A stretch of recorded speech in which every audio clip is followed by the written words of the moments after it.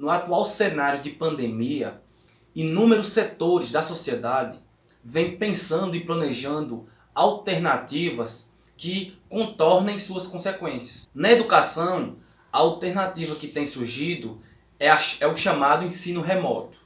Tal alternativa tem sido recebida por alguns professores, gestores e especialistas da educação com certo entusiasmo. Inclusive, sobre a justificativa e o discurso de que nós estamos caminhando para uma inevitável entrada das tecnologias na educação. E é sobre isso que nós falaremos no vídeo de hoje.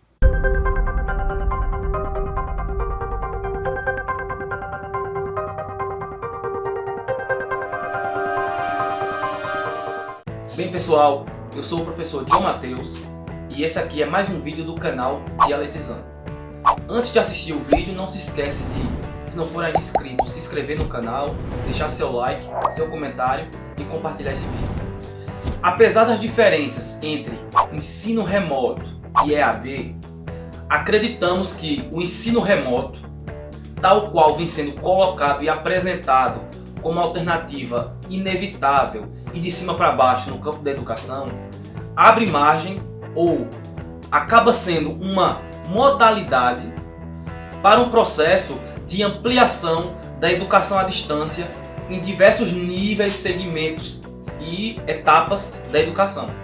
E há algumas evidências que comprovam isso. Há uma escalada da educação à distância de 2017 para cá.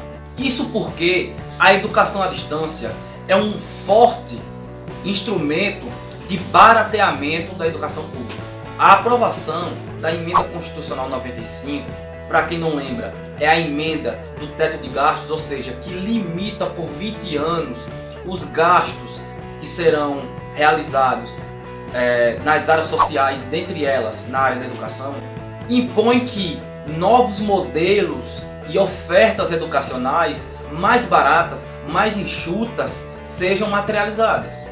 Em um dos vídeos aqui do nosso canal, nós já mostramos como a diminuição de gastos no campo da educação, que é entendida como medidas de ajuste fiscal, é fundamental para gerar superávit primário, que na verdade, em outras palavras, são mecanismos de remuneração para o capital internacional ou capital financeiro via sistema da dívida pública. Então, baratear escolas é fundamental para gerar esse dinheiro excedente, né, no orçamento, para tranquilizar os credores da dívida pública. Só para vocês terem uma ideia, o sistema financeiro abocanhou em 2019 1,38 trilhões de reais só com juros e amortização de juros pelo sistema da dívida. Ou seja, isso representou quase 40% de toda a nossa arrecadação, né, do nosso orçamento no ano de 2019. Portanto, assistimos desde a Emenda Constitucional 95 a uma série de medidas que vem expressando essa escalada da educação à distância na educação pública. Em 2017, por exemplo, no governo Temer, este editou uma medida que autorizava que as instituições de ensino criassem polos, né, educacionais que pudessem oferecer educação à distância sem a autorização do MEC. Já em 2018, o próprio governo Temer também editou uma nova medida que permitia que, segundo alguns critérios, instituições de ensino superior pudessem oferecer em até 40% da sua carga horária de educação à distância, praticamente duplicando a regulação que já existia, que só permitia no máximo 20%. Em 2018, essa escalada ganhou o ensino médio. A reforma do ensino médio, também editada pelo governo de Michel Temer, permitia que 20% dessa etapa de ensino fosse ofertada à distância, 30% para o ensino de ensino médio noturno e até 80% para o ensino médio no que diz respeito à educação de jovens e adultos. Não nos esqueçamos também que em 2019 o presidente Bolsonaro e o ministro da Educação já ensaiaram a criação de universidades e institutos federais digitais. Essa medida foi ensaiada justamente naquele cenário, né, em que ocorreram aquelas medidas de contenção de gasto que sufocaram as instituições públicas. E agora, em 2020, no cenário da pandemia, nos é apresentado esse tal de ensino remoto. O curioso é que em todas essas medidas que eu acabei de citar, o discurso do barateamento sempre esteve presente. E como se já não bastasse a modalidade de ensino de educação à distância como uma forma de baratear a educação, de cortar gastos, de tornar a educação pública mais barata, ela é também a abertura, ela também abre portas para investimentos do setor empresarial na educação. Mesmo na pandemia, na tragédia humanitária que estamos vivendo, o ensino à distância também aparece como uma oferta lucrativa para o empresariado. Como se já não bastassem as máscaras chiques com bijuterias que chegam até a R$1.000. Pacotes de ensino, de currículo, de formação de professores, de tecnologias e dos mais diversos setores do campo da educação já estão sendo negociados e pressionados tanto no gabinete do Ministro da Educação como no gabinete do Ministro da Economia e do próprio presidente Jair Bolsonaro. Vale lembrar que o empresariado brasileiro da educação não perde tempo.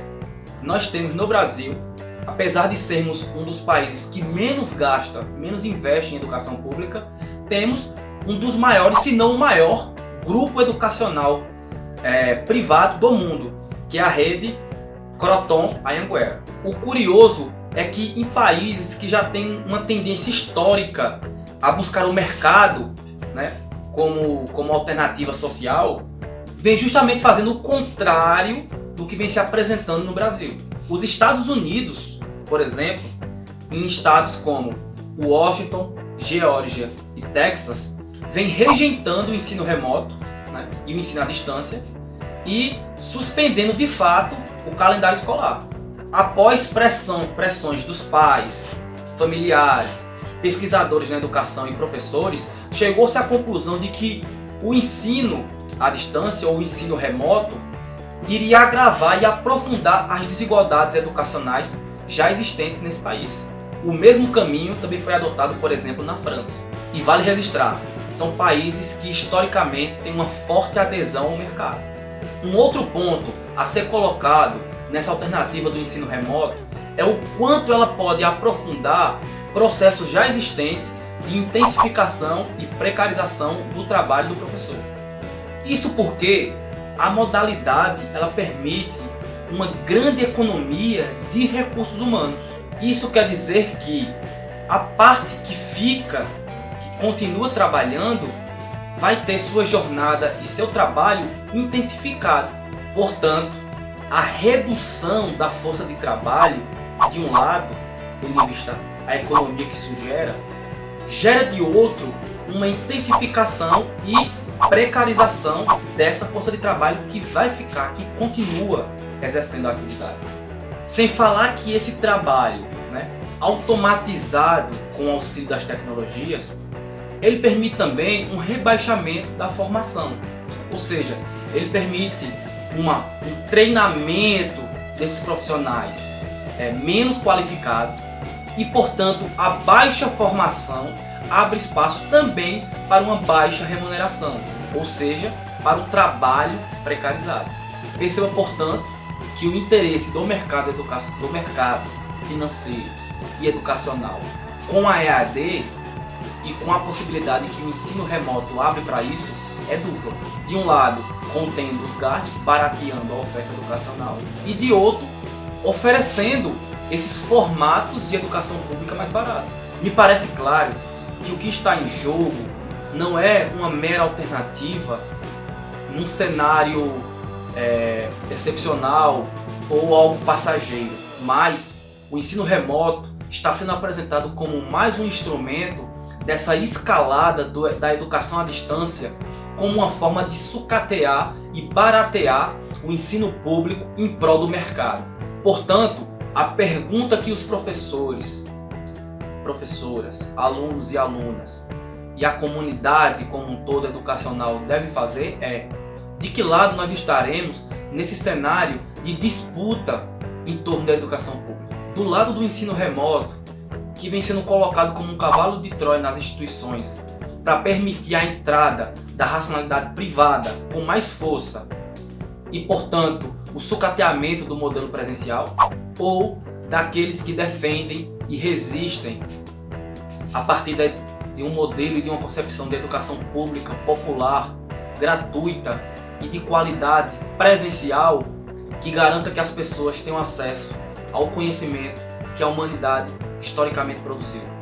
Essa é a disputa da atual crise do capitalismo na educação que nós estamos sendo convocados a participar.